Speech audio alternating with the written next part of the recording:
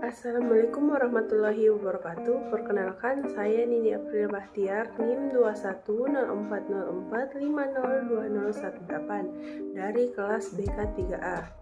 Di sini saya akan memaparkan materi yang berjudul Pentingnya Motivasi Belajar. Seberapa penting sih motivasi dalam belajar? Motivasi dalam belajar sangat penting dalam pengembangan diri, sebab pengembangan diri adalah belajar. Belajar adalah pengembangan diri. Jika Anda ingin lebih sukses dibanding pencapaian Anda saat ini, kuncinya ialah jangan pernah berhenti belajar. Hanya dengan belajarlah Anda akan berkembang dan menjadi lebih baik.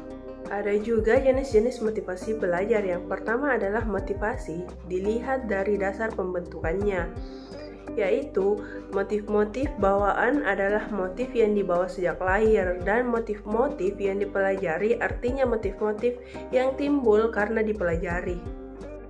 Jenis motivasi belajar yang kedua adalah motivasi menurut pembagian dari Woodward dan Marquis dalam Sudirman, yaitu motif atau kebutuhan organis, misalnya kebutuhan minum, makanan, bernafas, seksual, dan lain-lain. Dan motif-motif darurat, misalnya menyelamatkan diri, dorongan untuk membalas, dan sebagainya. Jenis motivasi belajar yang ketiga adalah motivasi jasmani dan rohani, yaitu motivasi jasmani seperti rileks, insting otomatis, napas, dan sebagainya. Dan motivasi rohani seperti kemauan atau minat. Jenis-jenis motivasi belajar yang terakhir adalah motivasi intrinsik dan ekstrinsik.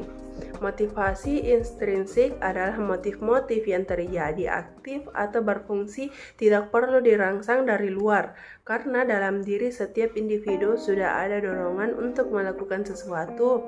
Dan motivasi ekstrinsik adalah motif-motif yang aktif dan berfungsi karena adanya perangsang dari luar. Adapun bentuk motivasi yang sering dilakukan di sekolah, yang pertama adalah memberi angka.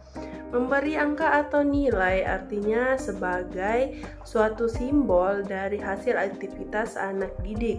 Dalam memberi angka atau nilai ini, semua anak didik mendapatkan hasil aktivitas yang bervariasi.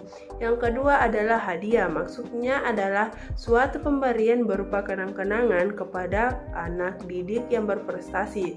Hadiah ini akan dapat menambah atau meningkatkan semangat atau motivasi belajar siswa, karena akan dianggap sebagai suatu penghargaan yang sangat berharga bagi siswa.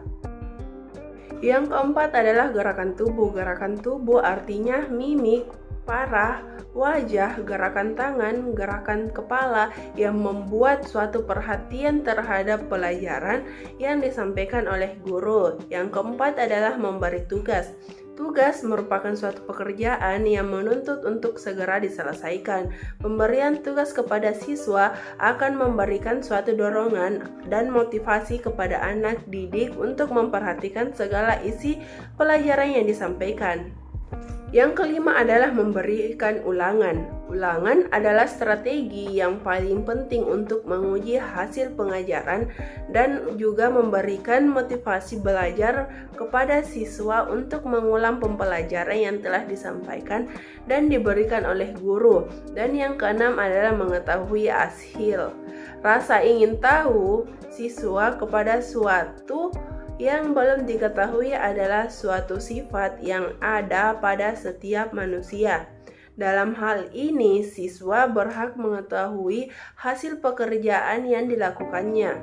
Dan yang terakhir adalah hukuman. Dalam proses belajar mengajar, memberikan sanksi kepada siswa yang melakukan kesalahan adalah hal yang harus dilakukan untuk menarik dan meningkatkan perhatian siswa. Misalnya memberikan pertanyaan kepada siswa yang bersangkutan. Faktor-faktor yang mempengaruhi motivasi belajar ada dua, faktor individual dan faktor sosial. Faktor individual itu seperti kematangan atau pertumbuhan, kecerdasan, latihan, motivasi, dan faktor pribadi. Yang kedua adalah faktor sosial seperti keluarga atau keadaan rumah, guru, dan cara mengajarnya, alat-alat dalam belajar, dan motivasi sosial. Dalam pendapat lain, faktor lain dapat mempengaruhi belajar, yakni yang pertama adalah faktor internal, yaitu faktor jasmania, contohnya kesehatan cacat tubuh. Faktor psikologis, contohnya intelek, minat dan motivasi, perhatian dan bakat, kematangan dan kesiapan. Faktor kelelahan, contohnya jasmani rohani. Faktor yang terakhir adalah faktor eksternal, yaitu faktor keluarga, contohnya cara orang tua mendidik, relasi antara anggota keluarga, kurikulum, relasi guru dan siswa, disiplin sekolah, alat pengajaran dan waktu sekolah, keadaan gedung, dan metode belajar, standar pembelajaran. Faktor masyarakat, contohnya kegiatan siswa dalam masyarakat, suasana rumah, keadaan gedung, dan metode belajar. Faktor sekolah, contohnya metode mengajar dan media dan teman-teman bergaul dalam kehidupan masyarakat. Juga motivasi menurut Bapak B.J. Habibie. Ada naik sepeda, ada berhenti, ada jatuh. Jadi kalau saya berhenti bekerja, saya mati. Umur 80. Kalau ditanya Habibie umur berapa? 90 kurang 10. Tapi jiwanya 17 tahun. Tidak ada bedanya. Saya umur 80 tahun. Kenapa? Karena alasan-alasan tadi yang saya berikan. Itu motivasinya. Yang penting motivasi deh. Semangat saya itu datang atas keyakinan dan kesadaran bahwa saya ini manusia. Produk dari masyarakat di mana saya hidup. Karena saya dan keluarga saya dulu dan sekarang dan masa depan agar ada bagian terpadu dari masyarakat ini. Kalau masyarakat ini makmur, ya keluarga saya ikut makmur. Karena itu saya terus tidak mau berhenti. Kata Bapak B.J. Habibie, tidak ada gunanya Anda mempunyai IQ yang tinggi tapi Anda pemalas dan tidak mempunyai disiplin. Yang penting Anda sehat dan mau berkorban untuk masa depan yang lebih cerah dan konsisten bekerja keras dan disiplin.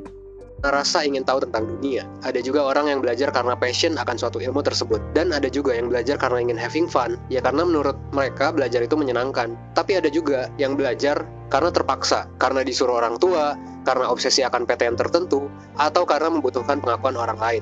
Tapi yang lo harus tahu adalah ada rumus tentang motivasi yang berlaku untuk semua orang.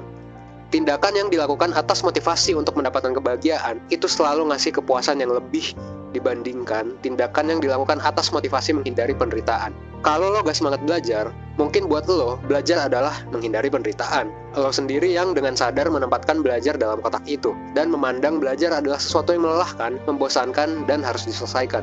Itulah kenapa lo gak bahagia melakukannya. Karena mungkin aja lo belajar untuk menghindari penderitaan, bukan untuk mendapatkan kebahagiaan.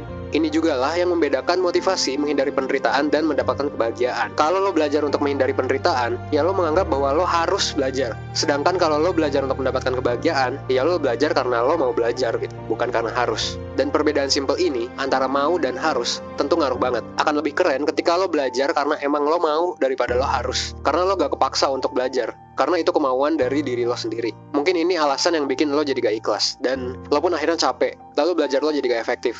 Sampai akhirnya lo pun bingung. Kenapa sih kerja keras lo selama ini masih kalah sama orang lain? Dan ya hal ini bisa jadi karena lo gak having fun. Makanya belajar kerasa jadi beban buat lo. Ya kalau udah gitu sih, selamat aja menikmati kelelahan dalam menjalaninya. Itulah tadi pemaparan dari saya tentang pentingnya motivasi belajar. Terima kasih atas perhatiannya.